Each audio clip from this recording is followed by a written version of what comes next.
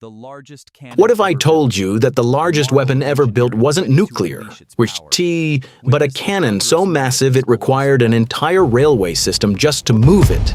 This is the story of the Schwerer Gustav, the most powerful artillery weapon ever created, and what it was like inside this monstrous machine.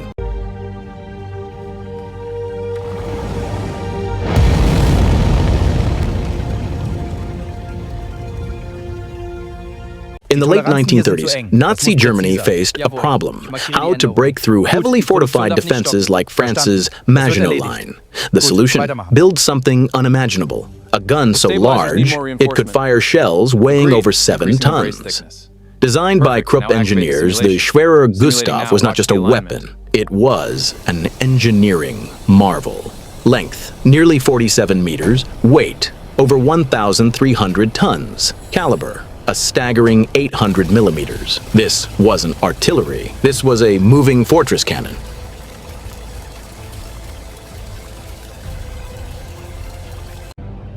Druck aufbauen für den Test. Mechanismus gesichert, bereit. Achtung, Ausstoß kommt.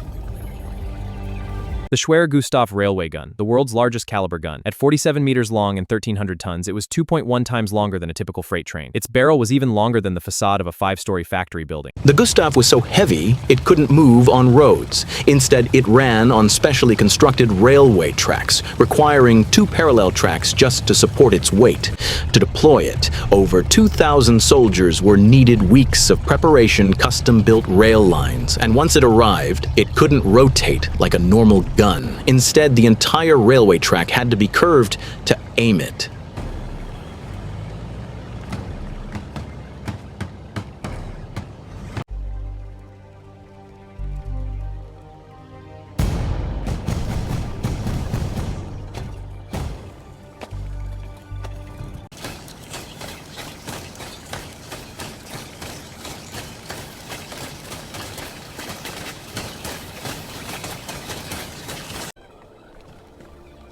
Gentlemen, these are our coordinates. We fire at dawn.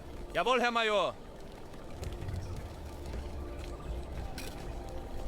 The shells fired by Schwerer Gustav were unlike anything the world had ever seen. 2 main types: armor-piercing shells, 7,100 kilograms. High explosive shells, 4,800 kilograms. Range, up to 47 kilometers. Impact, capable of penetrating 7 meters of reinforced concrete or 1 meter of steel armor. When it fired, the shockwave alone could be felt miles away. Seating complete. All systems green.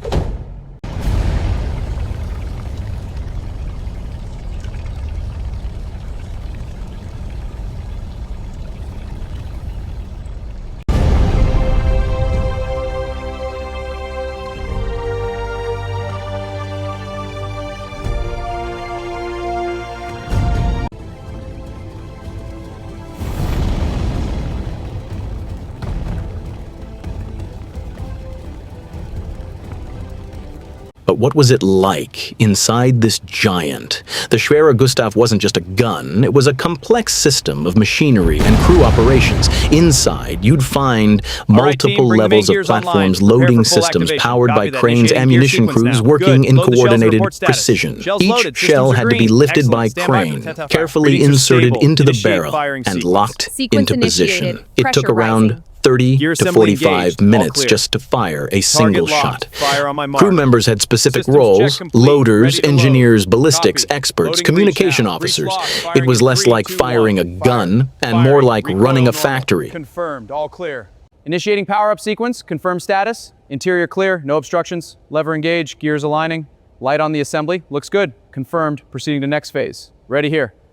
Control, crew chief, we have a gear lock on the main cylinder. Copy, chief, shutting down auxiliary power. Watch the sparks, they're flaring up. Applying the override, turning now. Reading stabilizing, looks good. All stations report status. Mechanisms green, awaiting load. Load confirmed, stand by to fire.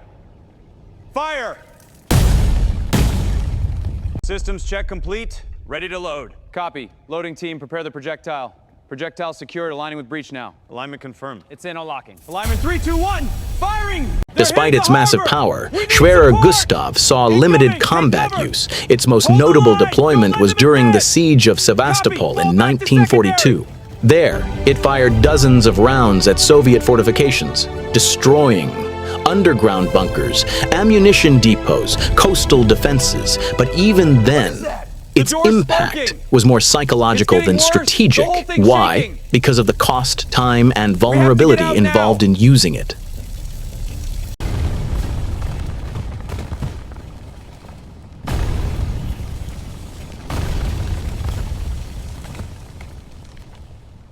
They're closing in! Fall back! Negative! We hold the line! Move! RPG! Incoming! Get down! I can't see! The smoke! Suppressing fire! Now! Keep moving! Copy! Reloading! Watch your flank! Incoming! Get down!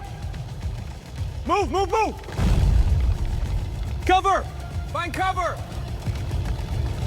For all its power, Schwerer Gustav had serious flaws. Extremely slow to deploy, required massive logistical support, easy target for air attacks.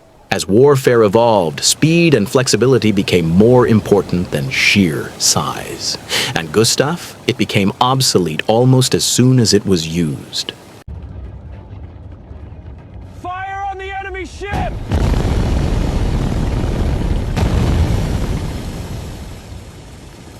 In 1945, as Allied forces closed in, the Germans destroyed Schwerer Gustav to prevent its capture. Today, only fragments and records remain. But its legend lives on as a symbol of extreme engineering ambition and a reminder that bigger doesn't always mean better.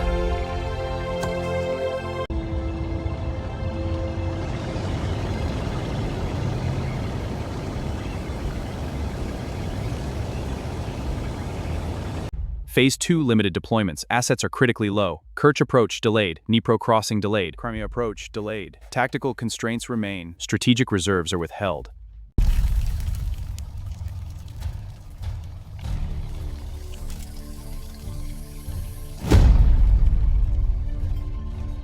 If you enjoyed this deep dive into history's most insane weapon, don't forget to like, subscribe, and hit the bell icon.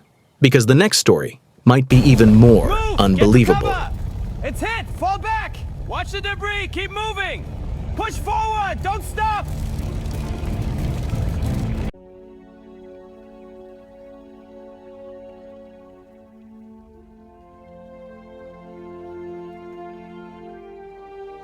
Bigger isn't always better. This is the Schwerer Gustav, destroyed in 1945. A giant, now just a relic of its own ambition.